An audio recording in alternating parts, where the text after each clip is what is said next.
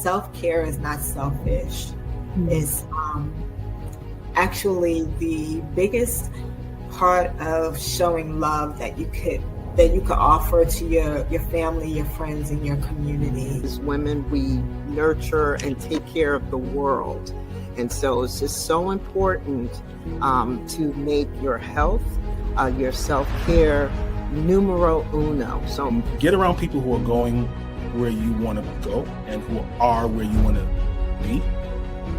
And that's exactly what I did. I wanted to be in real estate, so I got around people who were doing things in real estate that I wanted to do.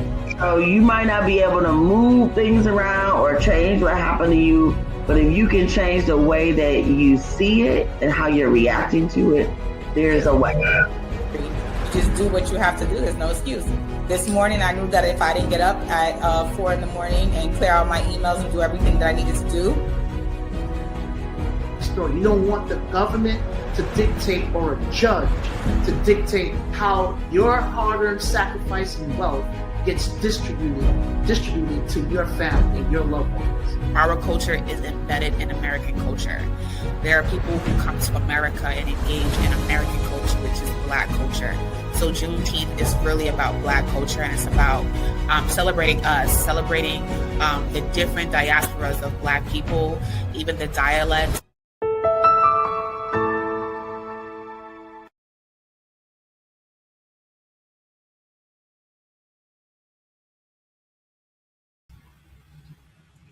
Hello, hello, hello, everyone. Happy Thursday. I hope you all are enjoying the cold, frigid air. Like I'm sitting here with my blanket, trying to stay warm. Trust me, this is no joke. But hello, everyone. My name is Athenia Rodney, CEO and founder of Juneteenth NYC. And I am super excited to have you here joining us for another Lunch and Learn Juneteenth Thursday in the new year and the winter months. So we have a very special person that will be joining us on today. Things are moving, life is moving. Somebody said yesterday, Happy New You. And I was like, you know what? I like that. I actually like this Happy New You thing, right? Because every year I say my New Year's doesn't start until my birthday. So I got a couple more months. So I'm still like in November for me. But this is definitely a time of planning. And this is the first quarter, the first month of the first quarter. Usually a time when businesses are pretty slow and people are in a space of planning and momentum growth. We had our board meeting last night and we talked a lot about just like what's going on for us. And that is a big thing that we are continuing to push. It's like, what's going on for us? Like tap into yourself, tap into who and what's going on in your own space, because we can't control the things that are around us, the world, politics. We can't control any of those things. The only thing we can control is us and how we show up in that space. And so I'm always in the space of encouraging you and myself, talking to myself as well on how am I tapping in the things that I'm doing, being impactful, my word for the year, right? What's my impact? And how am I creating space for others in my impact as well? So I hope that you will enjoy today's conversation. I am looking really forward to it. And so I'm going to introduce and bring to the stage our speaker for today, which is Miss Nadra Smiley. We are going to be talking about how beauty culture is evolving toward texture-specific science education and community authority, and why this shift matters for our people, our safety, and our legacy. That was a long one, but trust and believe that this is going to be a great conversation. Nadra's a textured hair specialist. She's an educator and a product innovator whose work lives at the intersection of lived experience, ancestral knowledge, yes, and professional practice, tapping into those ancestors. I love it. Her leadership has helped move the natural hair industry away from one-size-fits-all beauty standards and towards science-backed, culturally grounded education and formulation. I absolutely love that. And I think that is so important in the work that we're doing right now and what we are hearing. Especially as we're going into this conversation about our hair. We're going to also talk about the hair show that's coming up as well. February 15th and 16th. She is the founder of Serology, the professional and scientific field dedicated to the study and care of textured hair, a bold and necessary framework that centers textures as something that must be understood, not can or will or might, but it must be understood. It must be protected and put some spect on it and must be respected as well. Because yeah, we're gonna talk about that, but I'm not gonna go into that yet. But yes, the respect on our care, like yeah, respect it.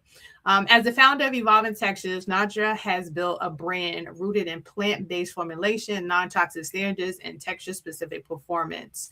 Her work challenges outdated beauty systems that rely on generic solutions, extractive practices, and surface level representation, replacing them with education, ownership, and accountability. So let's welcome Miss Nadra Smiley to the stage. Hello, Miss Smiley. How are you? I'm good. I was like patting myself on the back, hearing you. Go ahead, sis. Look, I'm gonna pat you on the back too because you are absolutely doing it, and I'm really excited to have you with us on today. You have a very extensive bio and so much in that space. I want to first give you the moment to introduce yourself if there's anything that we may have missed, to say hi to the people. And then I'm going to jump in because I already want to tap into this ancestral space and who's your ancestor that you connect with. Yes, let's tap in. So I am Nadra Smiley, founder of Evolving Textures.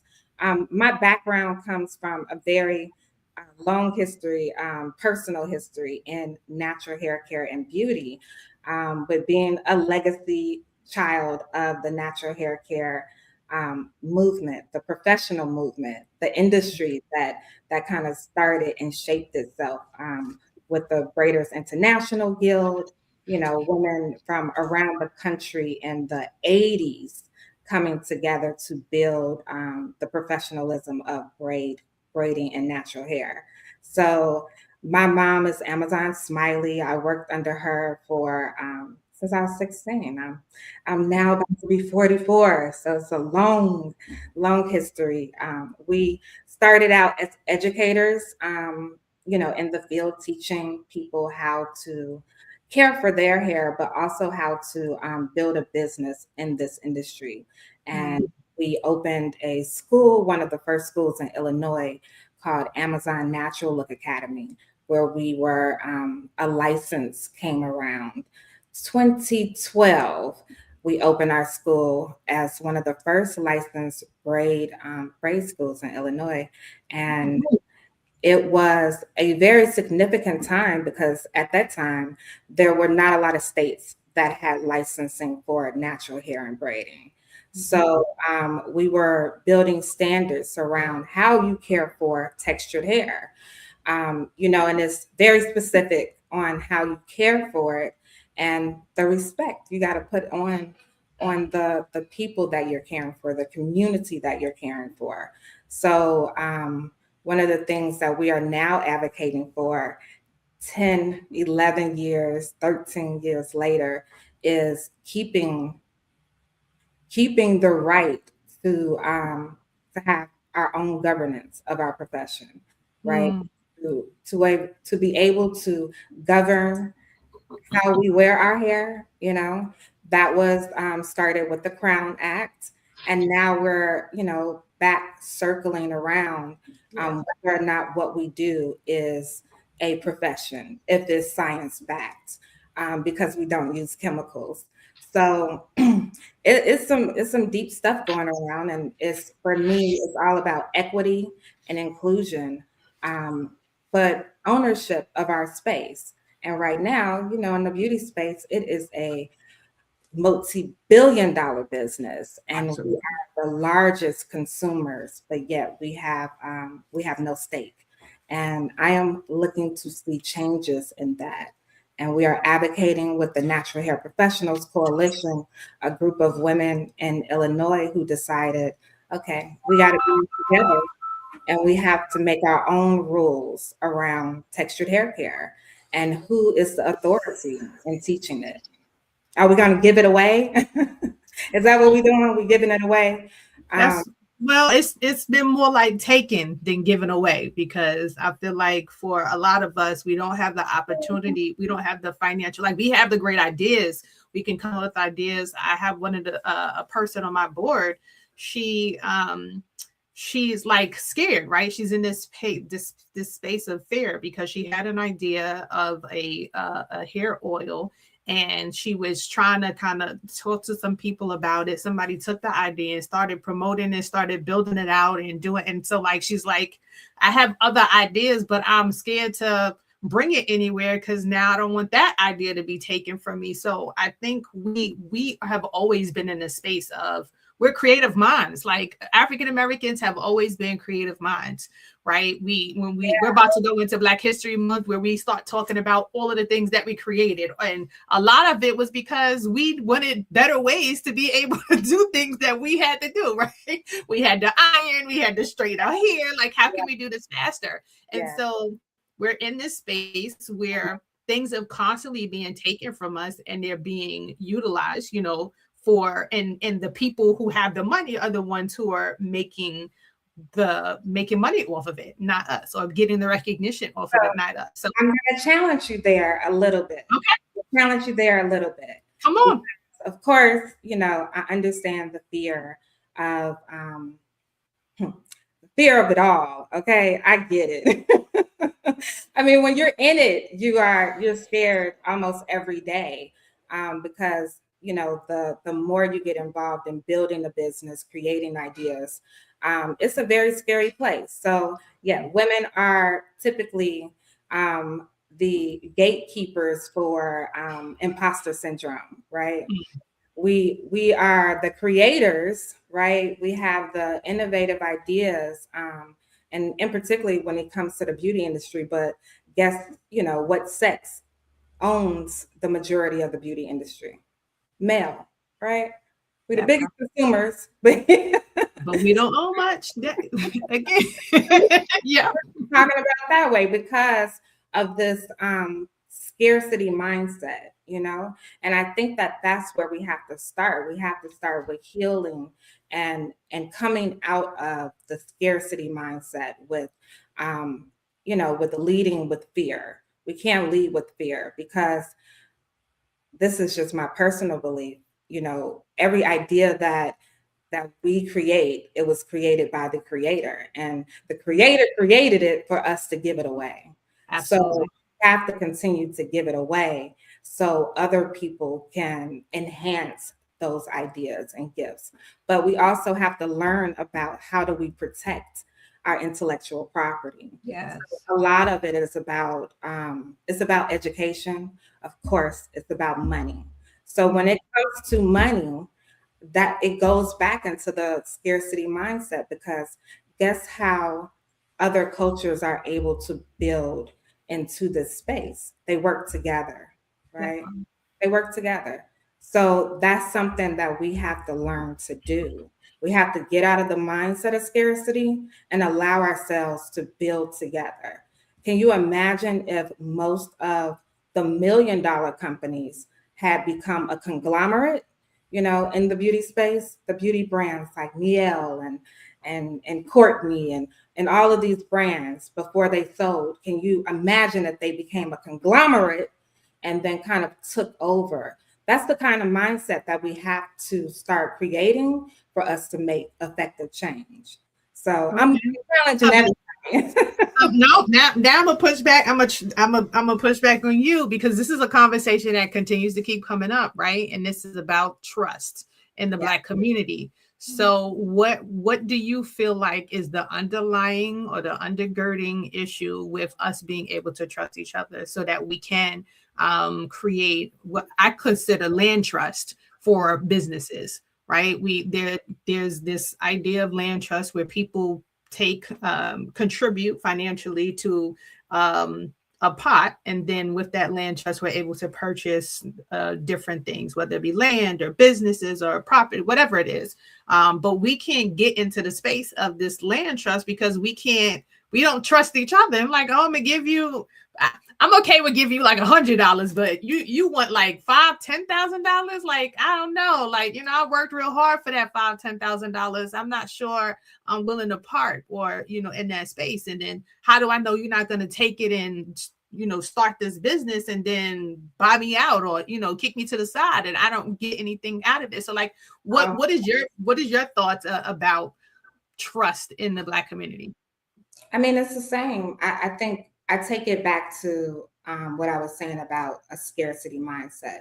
If you don't shift your mindset, then you're never going to be able to grow and move forward. And the only way that you can do that is through healing and through education. So when we talk about trust, it goes two ways, right? We can talk about trust in women. And we can talk about, right, because we got a double whammy, and then we can talk about trust in the Black community, right? So it's the mindset of, I've worked so hard for this, and I'm not about to let anybody come in and take it away. Instead of let's put it together so we can build. If she wins, then my name will get overshadowed. So then it becomes about ego, right? Yeah. So instead of we're both winning, we have to learn to run and point is something I learned, which means that when she is winning, then I'm going to encourage her on. So when I start winning, then she starts to encourage me on. We have to figure out how to push each other forward. And like I said, a lot of these billion-dollar companies, you talk about Uber, you talk about so many of these companies, these white boys, they get together, they put the money together, but if I call up a girlfriend and say, hey, I need you to be my partner, we could do this together. And she's like, but what name is it going to be under? Or, like it's all these things. So it's about healing. Like you have to heal to move forward. And you have to worry about how can I be the best that I can be instead of worrying about what she's doing, right? Because we're sisters at the end of the day. So I know we're going through it, but we're going through it together. If I could build, and that's what I'm working on. I'm working on building a beauty company that all of my customers have buy-in. Okay. They all have equity. Now that's a place to start. I'm a small company, right? But at the end of the day, that's how we can grow and build out, and then you build bigger and you continue to build bigger. But if nobody is willing to put their ego aside to make those kind of things work, then we're still scraping just to get by. I mean, I see it in advocacy. I see it in policy. I see it in, and business and in money. So that's where we start. We start to heal our own wounds because they are generational. They are generational. They're backed by what we've been taught, how we were treated, and then because we're living in a country that we've been here all of our lives, but yet we're scattered. And then we're upset when immigrants migrate in and then they come together. And we're like, why we can't do that? Because we're second-class citizens, yet we've been here longer than everybody. You know what I mean? So it's a lot of generational scars that we have to not even work through, like just work on building the mindset of I want more for me, and I have to change the way I've been thinking so I can do it a different way. Like, you hit on so many. You hitting on so many things, Nadra, because like I started at the top of this. We had a board meeting last night, and my what I've learned about leadership is more so about pouring into the people who you're leading, because in order for them to lead powerfully and to feel confident, they have to be empowered by me. And that's not me saying, that's taking the ownership off of me and putting the ownership onto them because they're doing the work. They're the ones that's being in community. I'm just the figure, right? The person who, like, I take the brunt of it when things don't go right, and I get the brunt of it when things do go right. I love that you said that, because it makes me think of a quote that I had to play over and over again in my mind. And I was like, that's it. I get it. And I changed it a little bit, but it's leaders are not the people who are stand up in a room, have the biggest voice. Leaders are the ones who create space for others to become leaders and create beautiful creative spaces, right? So it's an act of service, and we do it so you can lead, you know? So it's not just on you. It's not your responsibility to show up all the time. You're leading leaders for them to become leaders, so they can take it over when you're not able to. And that's about building legacy. That's how we build legacy. And that was my deposit for Christmas. God said, what if you're not here? What if you're not here anymore? How does this go on? Does it die when you die? Like, how does that look? And I do coaching for business expansion, and I'm constantly, and it's funny because I'm constantly talking to other people about that, but it never settled in my own spirit. I always say a doctor can't operate on himself, right? So God operates on me. So God is always in my ear, and he's always like, all right, sis. And like you said, my gifts are not for me. My gifts are for others. So God gave me the experiences, everything that I've gone through, so that I can pour into somebody else, so that I can relate to somebody and be like, sis, I've been there. Like, I've been in this, I've been on public assistance. I've been there. Like, I've been this, that. Like, I can say that I've been in the lowest of lows, and I can say I've been in the highest of highs. So I'm like, I can relate in the whole gamut, and pull you up as well. And I tell people all the time, and this is why I was asking you that question, Nadra. We cannot grow in competition. The only way we can grow is when we are in collaboration, and that's the mission of Juneteenth, is collaboration. Like, we are cultures against cultures. How do we bring all these cultures together under this umbrella to say, like, yes, we experienced this trauma with enslavement, and how do we move past it? How do we stop living in it? And how do we move past it? How do we continue to grow in that space? So I'm going to pause there, because I do, even just talking about enslavement and stuff like that, you talked about ancestralism, and I am big on that as well. I pull a lot of my own from Harriet Tubman, right? She's like my ancestor that I'm constantly, she walking side by side, like she's always in my ear.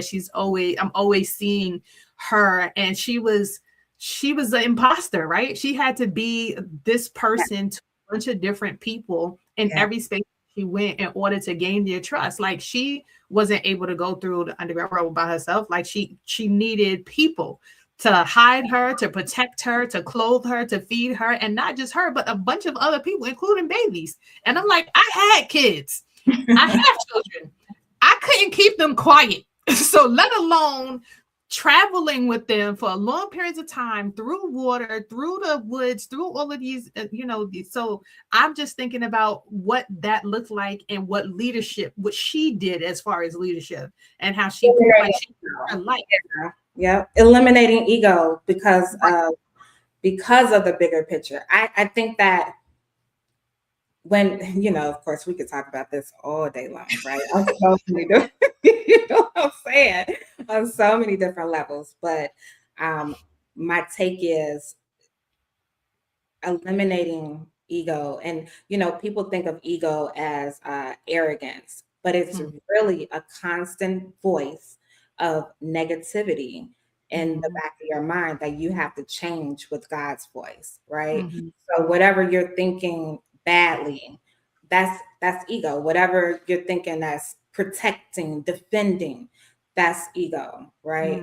So but God's voice is, what's telling you to give, what's telling you to do good. So whenever we correct ourselves and apologizing and forgiving.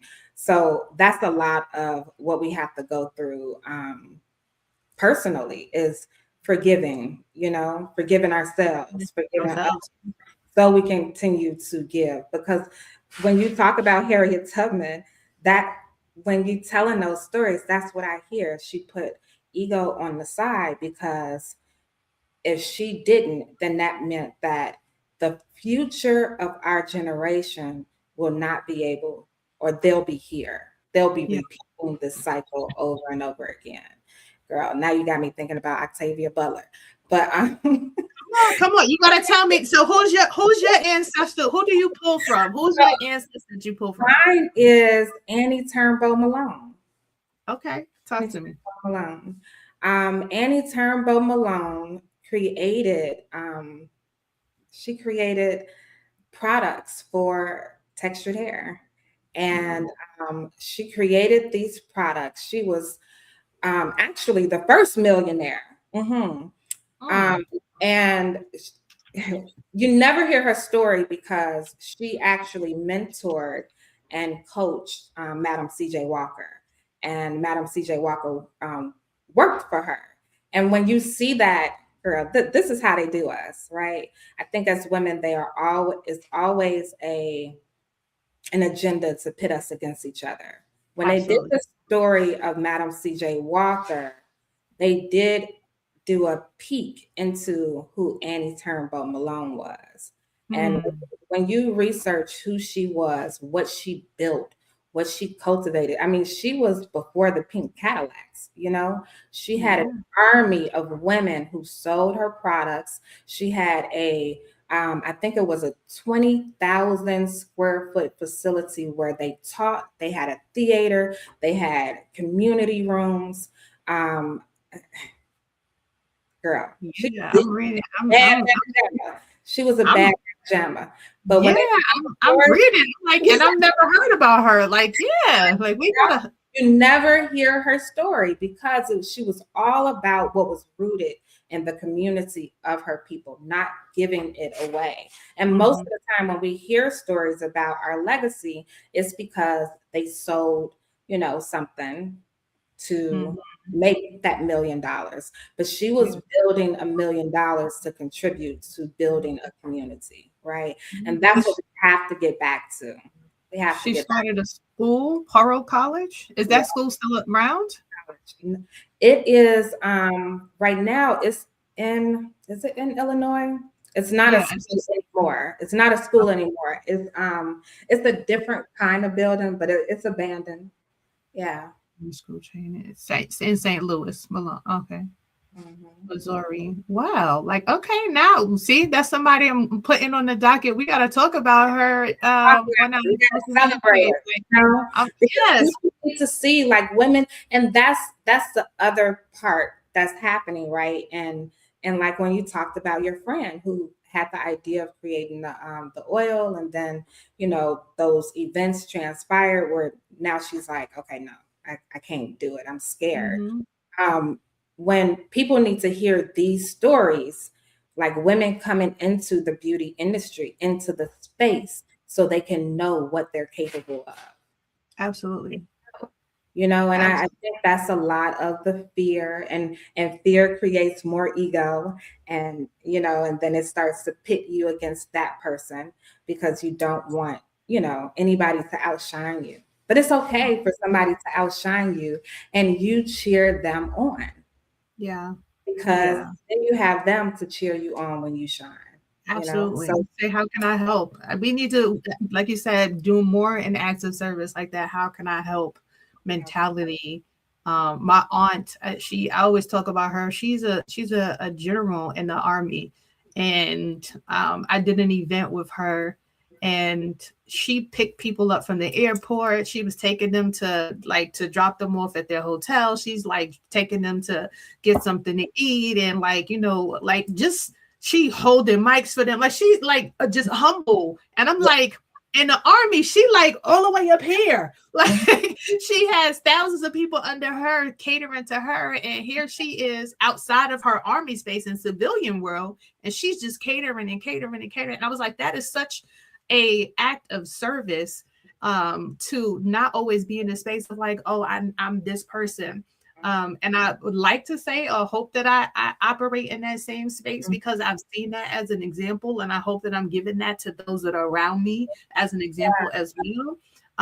But yeah, I understand. Yep, I understand that feeling too, because it's like I know there have been times where I haven't been that, you know what I mean? Where I haven't been the best version of myself, where then I can reflect and be like, okay, when I get this opportunity again, now it's like you learn from it, being almost 45, like I have been in so many stages of leadership and ownership.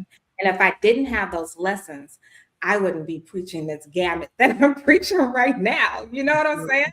Like I've seen the destruction and the demise, whether it was somebody else or whether it was something that I wanted to do, what it can do to destroy an idea or a business when you start to think of everything in terms of me, like what can I do? I swear when we talk about a solution, if we could start thinking of, no, forget that. We need to start thinking of, I need to build something that is right now, that is going to benefit those in the future. But right now we're in the mindset, I need to build something right now so I can get this. If we start thinking of, yes, so I can make it, right? But if we start thinking of, I need to build something right now that's going to benefit the future generation, then it's not like you're not working for yourself anymore, and you stop the fear. It stops the fear, because when you're dead and gone, it's going to be benefiting somebody else. So automatically the universe starts working in your good, because you're doing it. Oh, that's good. Oh, that's good. All right. Hey, like you got the spirit on me, girl. You got the bug. Oh my gosh, this has been such a good conversation. Okay, let's talk about some of the stuff we actually like. We didn't veer all the way off, but it was good. It was good. Stuff. I want to talk about the Crown Act. You talked about the governance around our hair and how that is such a big piece. And even looking at some of your social media pieces, and you're an advocate, like you are advocating so much in spaces and in getting people to sign bills and to pay attention to politics. So can you talk to us a little bit about, like, just for my own ignorance and others, I'm sure, who are watching, where we are with the Crown Act? Well, first of all, what is the Crown Act? Where we are with the Crown Act, and what other, I guess, things are on the docket that we need to be paying attention to? So the Crown Act was a national bill that was passed, and it was government, right? So there are different acts and laws that become created. Some are government, and some are just state legislation, right? So when the Crown Act was passed, some states took it on, right? There's still some states that don't have the Crown Act as part of law. And it's an employment act. It means that your employer can't discriminate against you for your hair. But it also means that, it's under the discrimination and, just protecting people's rights. So it's different than when you talk about building governance and law around the profession. So right now you have it in employment, we're kind of protected, even though some states, and people can do what they want to do and not tell you, they don't have to tell you it's about your hair. The bottom line is that it was created because it made people uncomfortable. And even if we're being honest, it made some Black people uncomfortable, Let's talk about it. Look, if you really get into the root of it, so most of the time when you have that kind of discrimination and so many things, not just discrimination against like race and color and things like that, but it's also, self-hatred, you know. I was about to go there because I'm gonna raise my hand also. Like I went to predominantly white school, right? And I was that perm my hair since I was 16. As soon as I was able to, I was getting my hair permed like on a regular basis. And I did a domestic exchange at Spelman College and took a class over at Morehouse. I think it was called the Black what was it, African American Experience. And I walked into that class, and the first day I was ready to drop because they got in my behind. They was like, "You trying to be white?" I'm like, "Whoa, how y'all doing? Like, how does this work?" They was, I mean, it was a straight on argument. Like, look at you, you can't even come in here in your natural self. You perming your hair. You trying to be like them, like, And I'm like, but we have to do what we have to do we got to assimilate so that we can understand the process, right? Be at the table. Like, how can we get a seat at the table if they looking at us like y'all already? They're already looking at us like we apes and like we this aggression that we have. So how can I come and sit at the table looking aggressive and they not be looking at the external parts before they hear my heart? So, like, yeah, let's talk about that. Let's talk about the self-hate because talking about peeling back onions. Let me tell you, oh Lord Jesus. But now look, I'm straight here, my hair way down to my butt, like in locks. Yeah, so. but you just talked about a lot. You talked about the dynamic, the internal dynamic that we have, discrimination both ways against each other. Right. Yep. And then you talked about class, right? Class on how people see you in terms of, whether or not they'll hire you because of how you look, how you wear your hair, all of those different things. Internally, right? We just got through talking about that too. Like for me, like, I don't care how you decide to wear your hair. I don't have any discrimination against white women.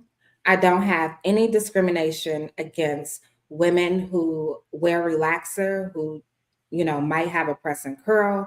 I don't care. All I care about is when you decide you want to change your lifestyle and how you wear your hair, how I can best care for you and cultivate that process for you, that journey, right?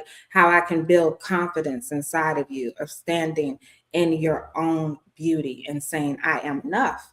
That's my responsibility. But it's not my responsibility to make you feel worse. No, because I don't care. I can educate you. And I think that's sometimes people don't know how to express themselves. And that's what's happening with the internal conflict and why we can't get things done, why we can't get businesses done, why we can't properly advocate for things together without it being these set of Black people over here and these set of Black people over here, because of, how we're communicating with each other, right? We're projecting how we feel about ourselves onto others instead of empathizing with one another and saying, okay, she has to go through this process for her. Let me tell her the process that I went through. And maybe that's how, it might touch her. It might affect her to want to do something different. We don't talk to each other like that, No. We talk to each other like, oh, this little girl thinks she knows what she's talking about. Right. This talk down. Yeah. This you better instead of the I. What did they say in groups? We need to say the I. This is how I experienced it, what I was going through, and what and how. And that's the problem in leadership. That's the problem in leadership. We're not leading with empathy, and we have to start leading with empathy because we're not trying to change what people are doing. We're just trying to get them to see things a little bit differently, see things how other people see things. And, it's just, and so when we talk about policy, it's the same thing. We have to come together to strengthen it, to show that we are strong in numbers, because we can't get a bill passed. We can't get movement to actually happen unless we have numbers, right? So if I communicate to you that historically we need to protect the rights of not just being able to wear our hair the way we want, but we need to be able to teach it. We need to be able to govern what products are being sold to us. We need to be able to have ownership and equity in those products that are being sold to us. If you guys have cosmetology schools, we need to have a serology school. We need to be able to create just as you are creating, instead of you taking, right? Because cosmetology had not included textured hair for over 100 years. A long time. But now the market is telling them they had no choice. We need to get into this, right? Because they want to get into it. I mean, we have Europeans that want to get into. They didn't want to. They didn't want to, because we're talking about white men are the leaders, right? Yeah. They're the ones who at the helm, who have the money. So they didn't want to include it, but the market told them what they had to do. You know what I mean? Right. So, and it was a lot of pushing. We're on just this year of Milady including natural hair in their textbooks, right? And when we talk about multi-billion-dollar conglomerates, some people will argue with me that it's in the product. It's not, we don't need to be worrying about legislation in schools, because schools just got started 100 years of, the governance of schooling. But what we teach is what people buy. We have to teach them what to buy. So it starts at the educational level, right? Absolutely. So we have to start with owning these spaces, and we don't. So if we don't advocate together and stop worrying about, okay, well, they're doing that, that's different. No, it's not different, because guess what? She looks like me. That means it's not different. Right. That means that we can create different segments of what we're doing, and it doesn't have to look identical, but we can still have ownership together. When you think about the main beauty schools who, when I say the main, the beauty schools who have the most money, they work together. They share the same curriculums. They're not recreating wheels, right? But when it comes to textured hair, they cannot talk about our hair without including the history of it. And they don't understand the history. They don't respect the history, which means they can't teach it. So I'm not an advocate for cosmetology wrapping textured hair into their curriculum. We need to have our own. And for me, that's not a debate that I'm willing to have with people. We're fighting for this or we're not. We're not going to be humble and just take what we can get. No, we continue to fight because we're fighting for the future.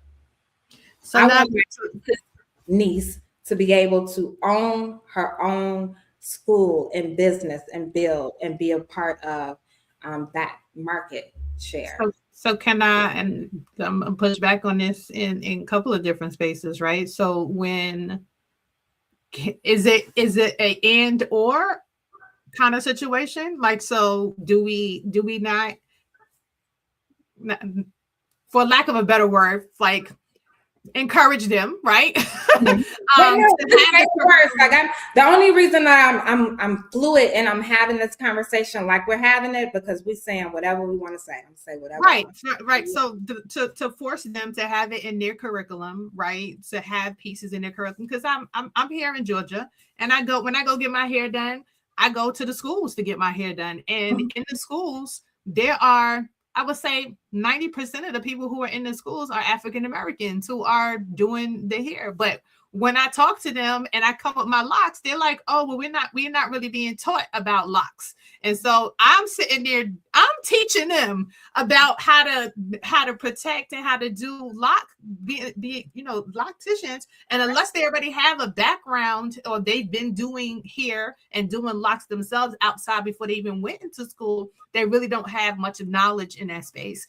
And so I'm like, there needs to be space there too, where in these large institutions that they are teaching about cultural hair, because the people who are going into the salons who have the most didactic styles or hair configurations are going to be African Americans, right? Our natural hairs and all the things that we can do with it. And because this is a conversation, and we're going to talk about this with Tondo, that him and I are constantly having, because I'm trying to get him to start at school. I'm like, you have all of what it takes, especially when you're talking about the first conversation that you need to have with anybody before they even touch you is you need to be interviewing them. Don't let them touch your hair. You got to make sure that energy, we're talking about ancestral energy, we're talking about faith energy. There's so many things that you as an individual are releasing through your fingertips into somebody's dome that is their entire body, and you're just going to sit there and just let them do what they do.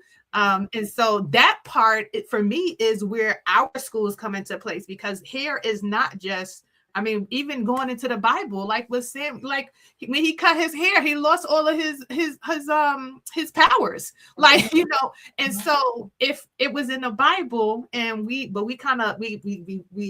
deflect from it and we're like, it is what it is. Oh, hair is just hair. It's like, no, hair is not just hair. And I know you talk about this one size fits all. There is no one size fits all to anything. Absolutely. Even for you, right? There's no one size fit all for my hair or your hair.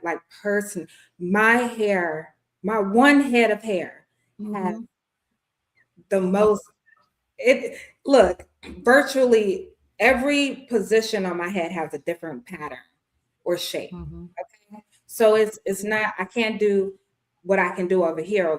So now we're talking about just a whole subset of people. When you talk about hair, we talk about people with textured hair. Is basically, it is what it is. It comes from your racial background. And the reason that it's textured hair now is because it's an evolutional shift in culture, because there's so much diversity in the ethnicities of people, right? But then all of this is evolving and changing over time. And if you're not studying, behind it, do you want them to teach you? They're not even studying it. Yeah. Respect it. It's constantly evolving. They're not updating it.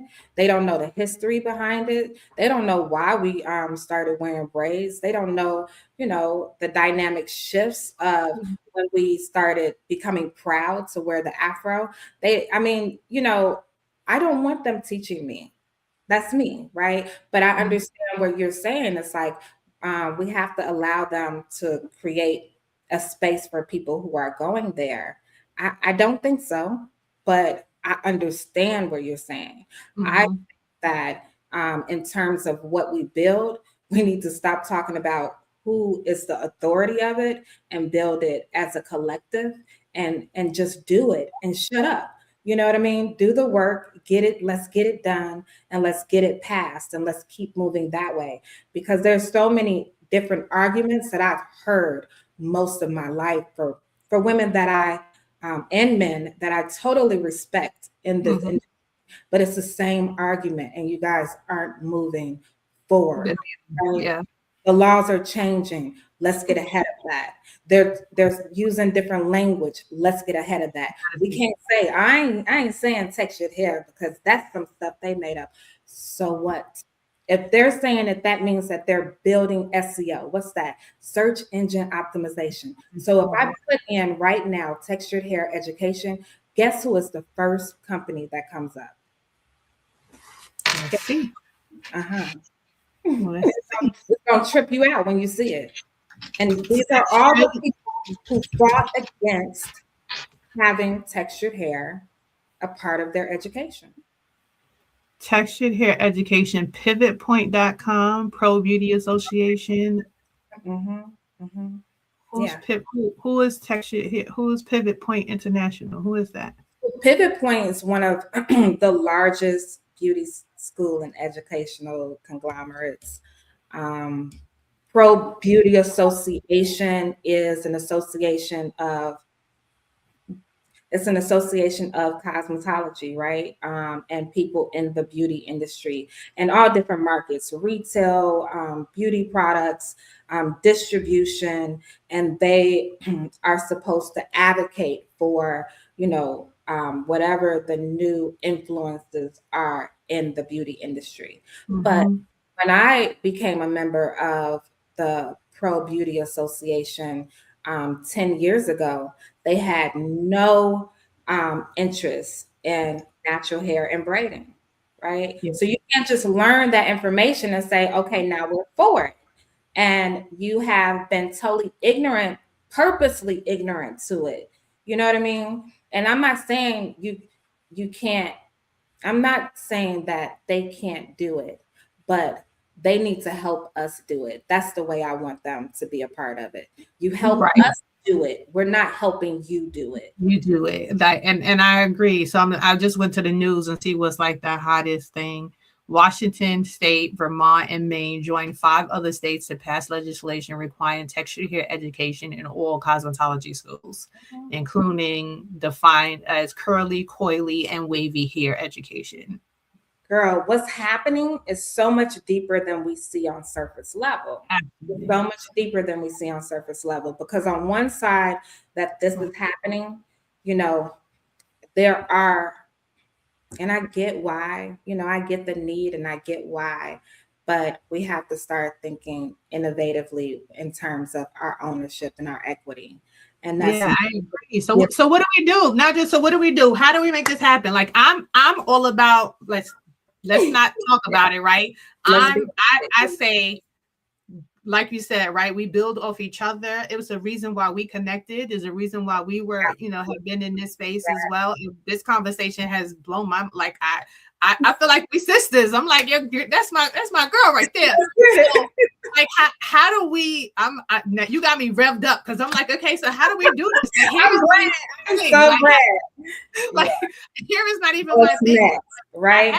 I have a little girl. I have sons. Like my sons want to get into doing curls and doing all of this stuff, and so like, what do we need to do? What's the steps that need to be taken in order for us to create a table of our own?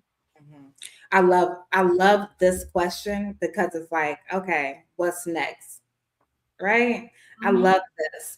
So one of the first things that we have to do is to openly be loud about it, and like for me, I love that we're doing this right here in this moment, in this space, because sometimes the imposter syndrome will come over and, I get quiet and just start working in the background. So we have to feed off of each other and know that, I'm going through it. I need you to be loud right now, right? I need you to voice that it's all about what we're protecting. What we're protecting is our history, our ownership, and our future equity in the space of our own hair. Okay. So that's the one thing we have to start talking about it. Like, who's creating the standard and who's being held accountable for those standards to be protected, right? So that's the first thing we got to start. Who is creating the standards? So like, who are martyrs, right? Because like nobody, we also in this space where nobody wants to be a Martin Luther King, right? We just celebrated his birthday on Monday. Nobody wants to be him because they like, I don't want to be dead. Like, so they're like, no, I don't. So people are more in a space of, yeah, let's come to the table as a collaboration, because they can't possibly shoot all of us at the same time. So, and even thinking about the presidency, right? The president and vice president are never in the same space. Why? Because they want to make sure that if something happens to one, that someone's able to take on the leadership and carry the torch. So I love what you just said about, yeah, I need somebody that if I'm down, I need you to be able to hold space and to be loud and to do what I'm doing. And then when you need to fall back, then I'm here. And then when I get both of us, there's somebody else. So who's currently in that space? Mm-hmm. So right now, when we talk about like what's going on, so the governance of it, right? So right now, while this is happening, the what is this called? The Textured Education Collective.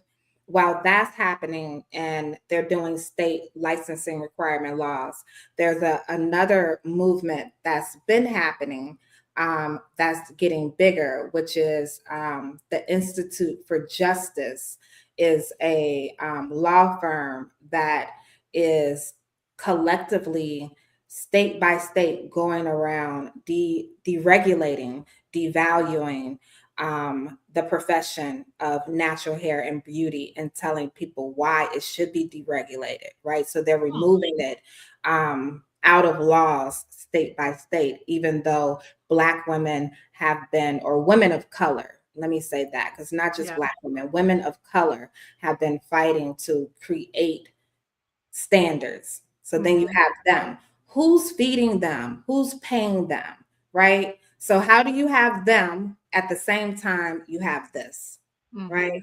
Get rid of them. It's they have, but get rid of them. It's so difficult because them has money. So, right. And so that is another part of it. So as we get loud, it's a step-by-step process because we're building now so we can create something better for the next generation. And as that happens, the universe continues to give to us. Right. Oh, Nadra, we're gonna work together, girl. Like you, I'm fired up inside. Like we gotta get other people fired up. We gotta get other people fired up to know their power. Because one of the things I am specifically saying to my group of ladies is, you're not a hair braider.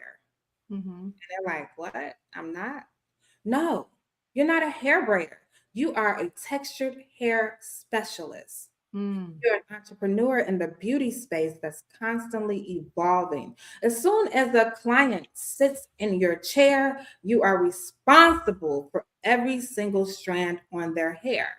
So if you don't know how much weight to put on those strands, then you can think of yourself as just a braider, but you have taken the responsibility on to service people, which means that you need to be educated and knowledgeable about the science behind textured hair. That's your responsibility. So when you say, I'm just braiding hair, I don't need no license, right? Because you have those. We got all these different segments, but they're not coming together. And we need to encourage them that you are more than what you say you are. You are more than what you say you are. Absolutely. That empowerment piece, that's that empowering piece.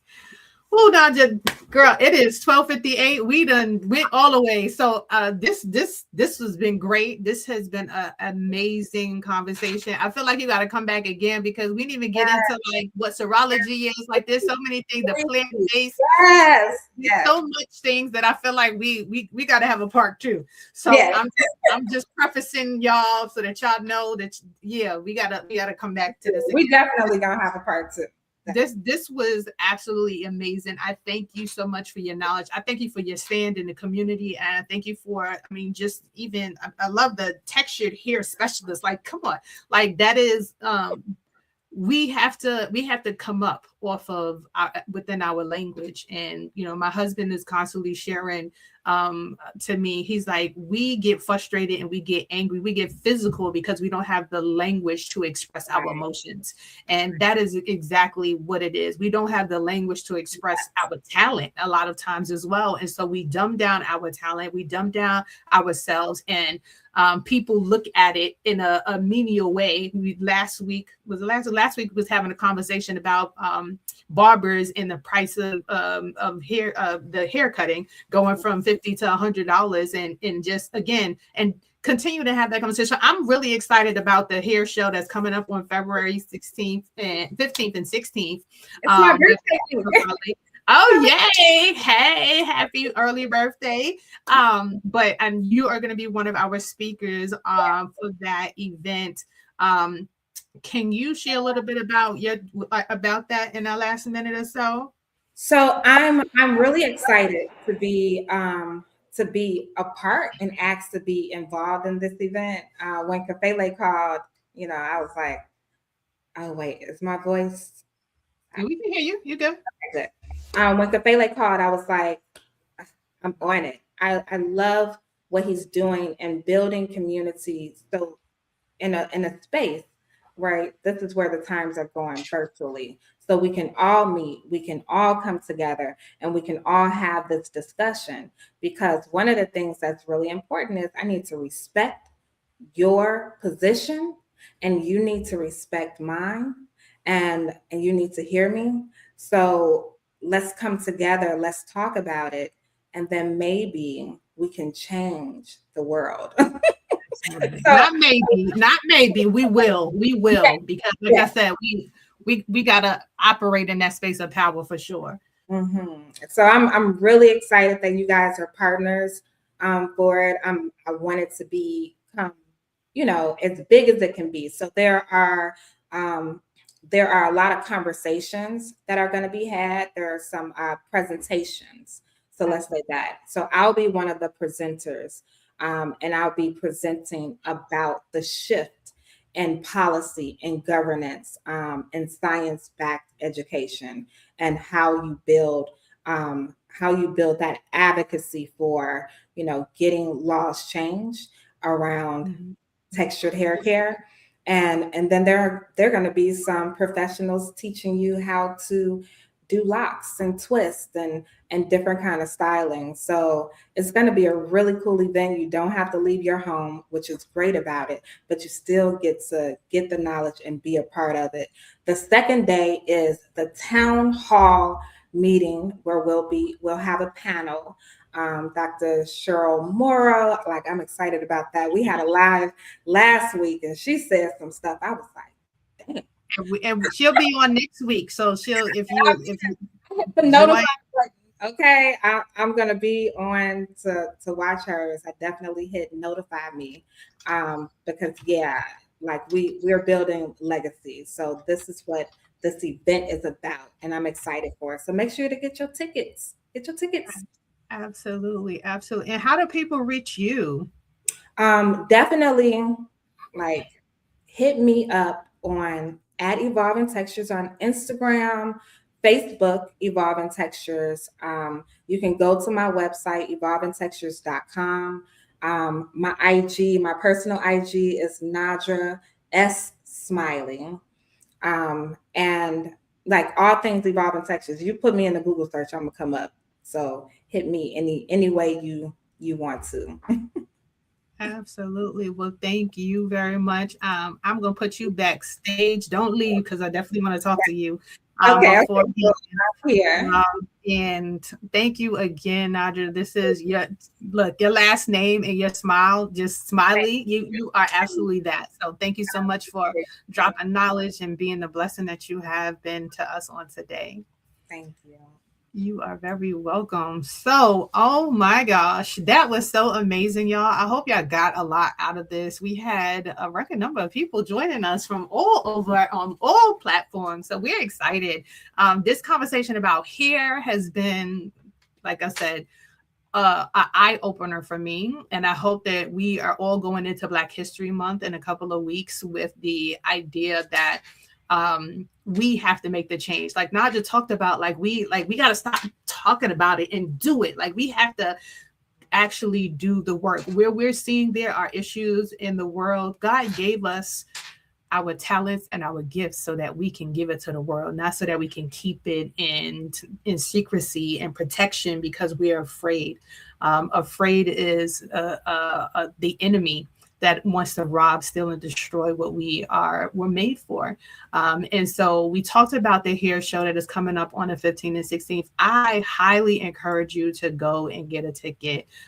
If you want to get sample products from our sponsor, the Jeanette Collection, the Isha's production, we want you to get that VIP special so that you can get your package. We definitely think that is like, when I tell you the stuff that they sent that you're going to get, if you sign up for that VIP package, it is well worth it. It's well beyond what you would be purchasing in the store, to just be able to sample. So if you are a stylist, an up-and-coming stylist, if you just want some products to be able to try it out, and we're going to do an unboxing the day of. So we want you to open up the box and we want you to show all their products and talk about it, because this is going to be a space for us to really highlight us, our culture, and all that it is that we have. So join us, get your tickets. You can go to the JuneteenthNY.com website and go to events, and you'll see the Hair Summit, and we want you to be able to get your tickets there. You can go to any of our speakers' pages. They all have affiliate links. We want to be able to support them. They get a percentage of the sales. So this, again, it's about giving back to the community. You see, this is not just about hoarding and all of that. This is about giving back to the people who are doing the work in the community, and we want to be that for our community. So we implore you to tap in. Next week, the whole month of January has been about hair. So next week, we're going to have Dr. Murrow.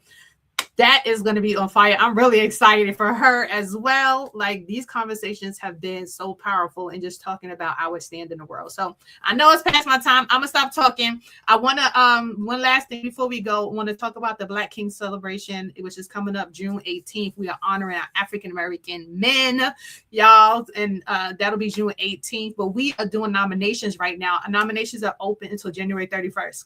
The caveat is they have to live in the New York City area. So I'm sorry to all my people and everywhere else, but they have to live in the New York City area. That's who we are honoring. It's going to be a gala. It is always a great time. We got food, we got drinks, we got fun, good times. And just hearing the brothers and being in a space and hearing them talk about what they're doing for the community and how they want us to contribute to it. It's great connection, great partnership, all of that. So get tickets for that. Nominate somebody. It's a quick nomination process. Go to the website and go to the Black Kings area and nominate. So that's all for me, y'all. I am Athenia Rodney, CEO and founder of Juneteenth NYC, and I just want to say thank you. Be blessed, be loved, and live a legacy that is protecting our peace. God bless. Have a great one. Good weekend, y'all. From the roots of tradition to the rise of reconnection, where history meets the heart of Africa. Celebrate freedom, culture, and homecoming. This isn't just a trip, it's a return. The motherland is calling. Will you answer?